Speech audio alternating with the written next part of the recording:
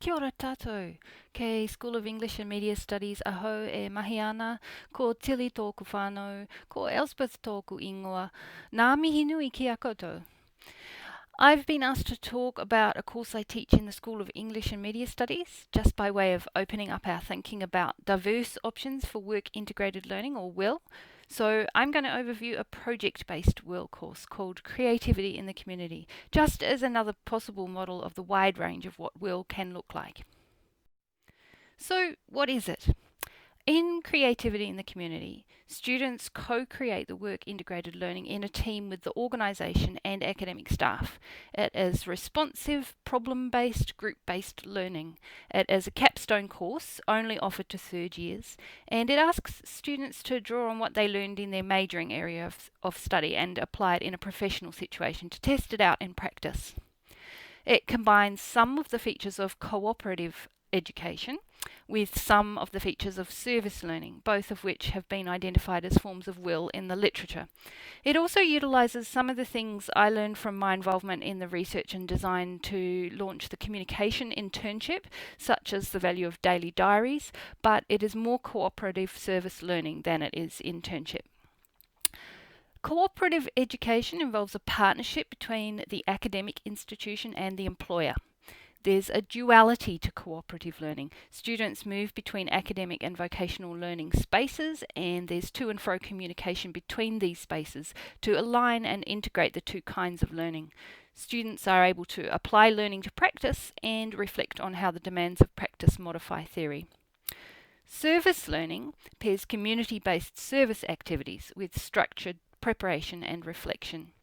If one typical focus of WIL is to create employment-ready skills, it's important to emphasise that service learning is mostly interested in creating citizenship attributes, or world-ready skills as they're sometimes called, under an academic umbrella.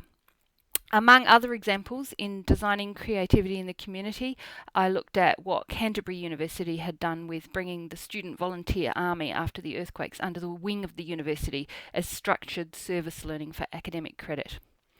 Creativity in the community does both employment and citizenship skills, hence why I consider it a hybrid of cooperative education and service learning. So, how does it work?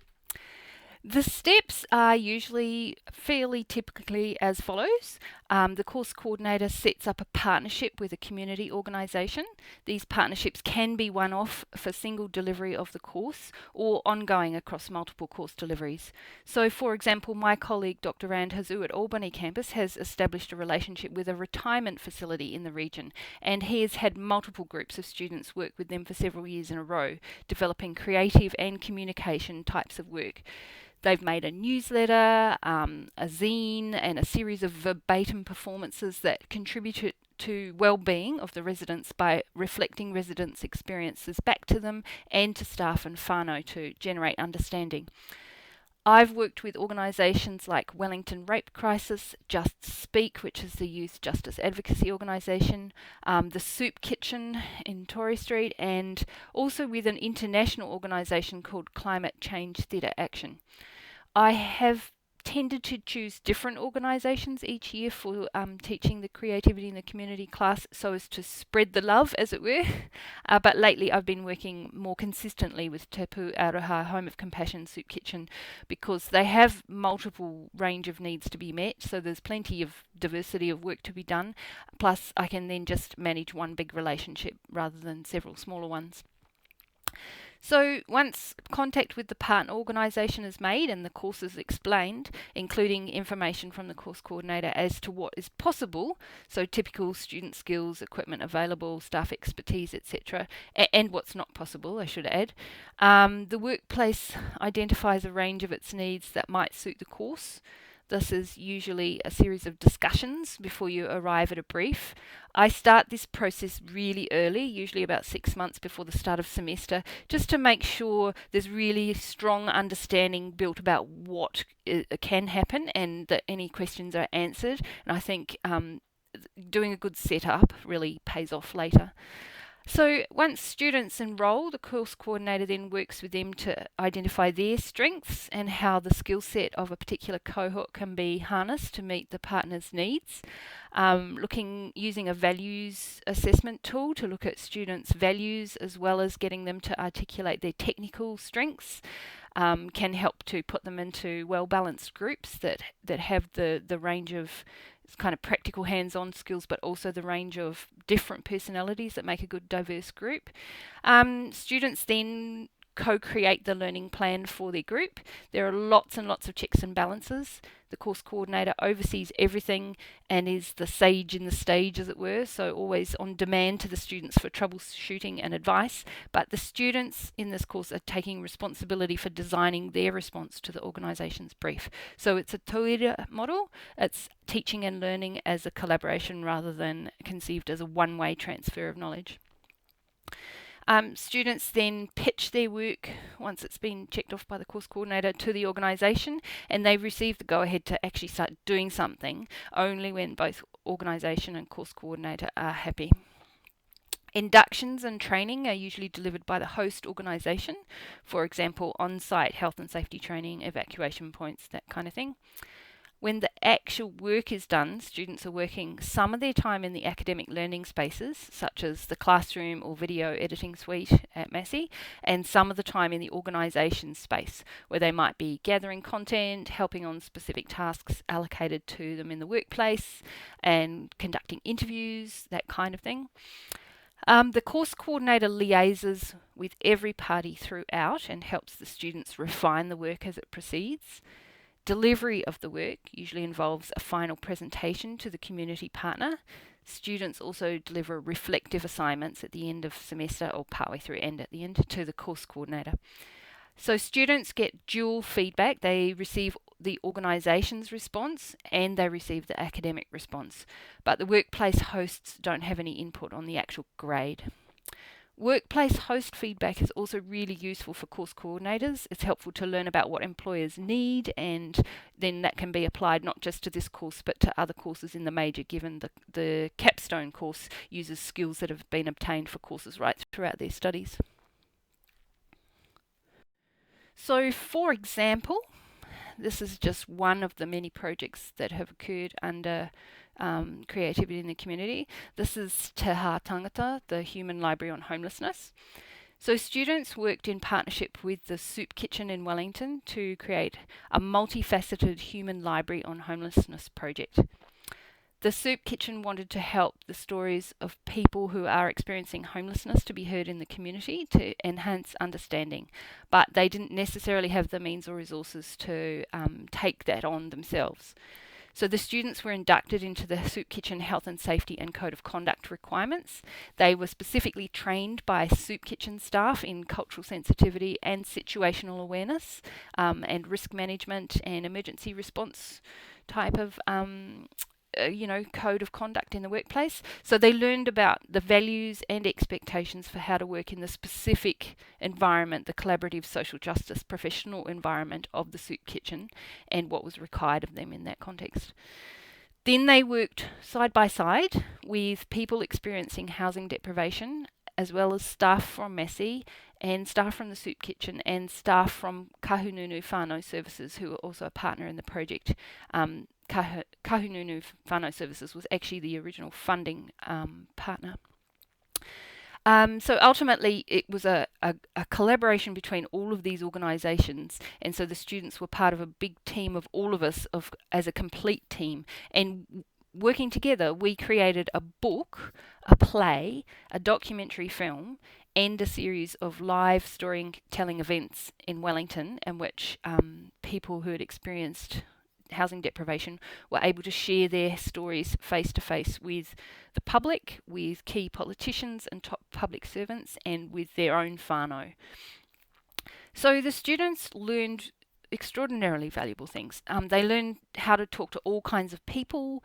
They made networks. Some of them got job offers in the host organisation. One still works there, and other organisations that they connected with through the project.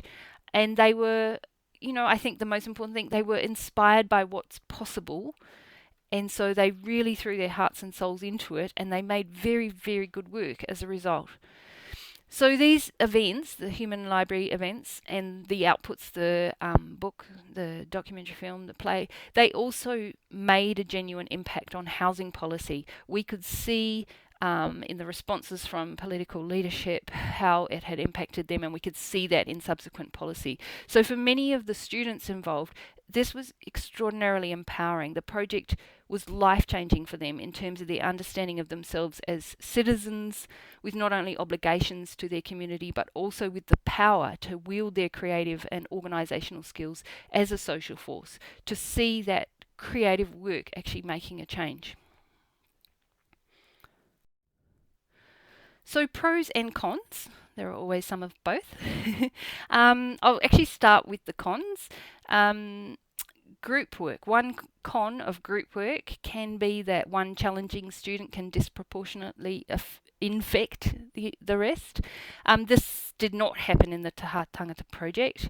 Partly, I think, because not only was there a really long setup, but we actually began with a pōwhiri and a full kind of cultural welcome and cultural integration. And I think the difference that made absolutely cannot be understated.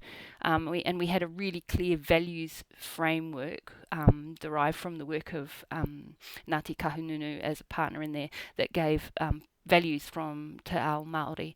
I think it was an incredibly important part of the project. So we didn't have any group work issues in Taha Tangata. It was an extraordinary level of well-functioning group. But in one of the other offerings of the course that I've run, I did have one student who missed all of the key steps at the beginning to build a secure learning community with a shared purpose. They came into the project late and they were disruptive, and they just continued to be disruptive throughout, despite incredible efforts put in both by myself and other course staff to try and address the issues in multiple ways. And that disrupted the group well beyond just that one student. So Massey's policy is that we're no longer able to make class attendance compulsory as a graded component. But if I do have a student come in late again for that course, I would just ask them to leave the course and come back again in another semester. Not even 1 week late, I don't think I would accept in future. It's just so important to establish that community of shared purpose and practices. Another issue with group work can be that it hides coasting students and doesn't sufficiently reward the students who might give absolutely everything. So doing big group work can make differentiation and grading difficult. I think using peer review sheets, if you've got a group that's very passionate, can actually undermine the group cohesiveness and students' development of their own self-management skills. So if it's possible to not use peer review, I prefer it. I think things go better without peer review sheets, but they can be really useful. So I tend to make a judgment call. If it looks like the work is clearly not being distributed by about maybe a third of the way through the semester, so about week 3 or 4 at the latest, I think then either threatening or actually introducing a clear peer review process to it can help. But I think it's better as a diagnostic and problem-solving tool rather than having students feeling like they're going to be competing with each other from the beginning, which is a problem that peer review can introduce to the group dynamics. A relationship risk is that the relationship is dependent on a single workplace relationship that has not gone wrong yet, but it could. So again, I think that setup's important because you're depending on that one relationship. Excuse me, it is harder in general to distribute the workload for this course among multiple staff, as it tends to revolve around the interests, vision, relationship establishment and energies of the course coordinator. So I have tried team teaching it, and while there wasn't anything wrong with that model, it didn't really reduce the workload. It just meant that more people were taking on the workload rather than actually sort of halving it by having 2 staff. So I think that's a work in progress for me, is to try and figure out how do you delegate this kind of a very course coordinator centric course to other staff to help spread the workload. Okay, so to the pros. The students in every iteration of creativity in the community have always become better citizens. They become more world ready, they understand the value of volunteering, and they understand ways of being in the world beyond just sort of neoliberal or instrumental models of work. For example, this is a quote from a participant in Taha Tangata, the case that I gave you. This project has made me a lot more aware of myself as a citizen in a community. A community accepts and supports each other, and before this project, I didn't always do that. So I think, especially for a young person to see that level of mature self-reflection as an enormous learning outcome from a course. Another quote, this class changed my perspective, my views, my future. This is the only class I've taken that I cared more about my work than the grade I'm getting. So they're starting to see that benefit of their learning as able to give something back as well as to advance their own goals. And to me, that kind of insight actually just makes it all worthwhile. So at the same time as they're becoming inspired to be better citizens, the students do also get workplace experience, and they understand the difference now from being in a workplace and being in the classroom, and they've developed transferable professional skills that they can bridge across those environments. So it's giving them both those kind of developmental attributes. So group work is also more accurate preparation for many jobs and industries than having, for example, a solo placement as an intern. So any creative fields that students might go into, if they were going into theatre, film, that kind of area, work will be done in groups, and they need to understand how to cope with the uncertainties and messy nitty-gritty of this, which individual assignments can't always do. Another really big plus is that as a group, where you've got not only students but staff from the organisations and the university working together, we can achieve an enormous amount. We can achieve a great deal more for the host organisation by aligning multiple staff and students with complementary skills than if we had just given interns individually. So it simply would not be possible for one student intern to produce an entire documentary film or book for a workplace in the course of a normal internship, but these are the kinds of tangible outcomes that absolutely delight a workplace host and can actually make a real difference for them. Group work also allows for diverse inclusivity.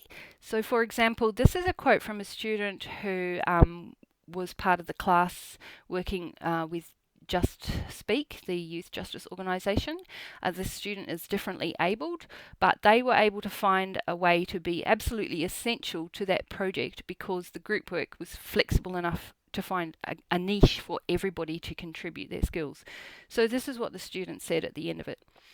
For a long time, I have doubted my ability to add value to anything, but this class has brought back my lost confidence in myself. It has reminded me of the value of groups.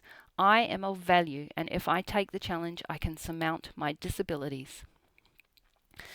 I think it just enables everybody to have an opportunity to experience that transition space between the academic space and the workplace space by having a group bridge that distance for their first kind of step out of the university. So I think that's a really important aspect of inclusivity. Probably the single most important outcome to me personally, I think, is that students learned how to make work, not just look for work. This is actually one of the key reasons creativity in the community was invented. Many people in the creative industries can't find a job when they finish studying. They have to make a job. So they start theatre companies, they pitch film ideas to funders, then assemble a team. They get together with a bunch of friends and make a fringe festival show or a 48-hour film, and that is the start of their real career, and their employment might be something they do to fund their real career. And these were the kinds of skills that we really wanted to make sure we were imparting. So pitching, preparing risk assessments, designing project-based initiatives, teamwork, problem solving, problems in teams, identifying what's needed and designing a response. learning about leadership and followership, responding basically to real needs with creative and professional solutions, and seeing that it is possible to create work opportunities, not just to fit into them. Excuse me, so sorry. I am actually, happy to answer questions. This has just been a whirlwind whiz through of the course and one example, and there are a number of examples. So if you would like to contact me and ask me more about it, I am very happy to answer questions and tell you more about this course. And you might have specific questions about how this model, even if it doesn't suit you, what aspects of it might be able to be adapted to what you're trying to do with your work integrated learning courses, curriculum design or projects.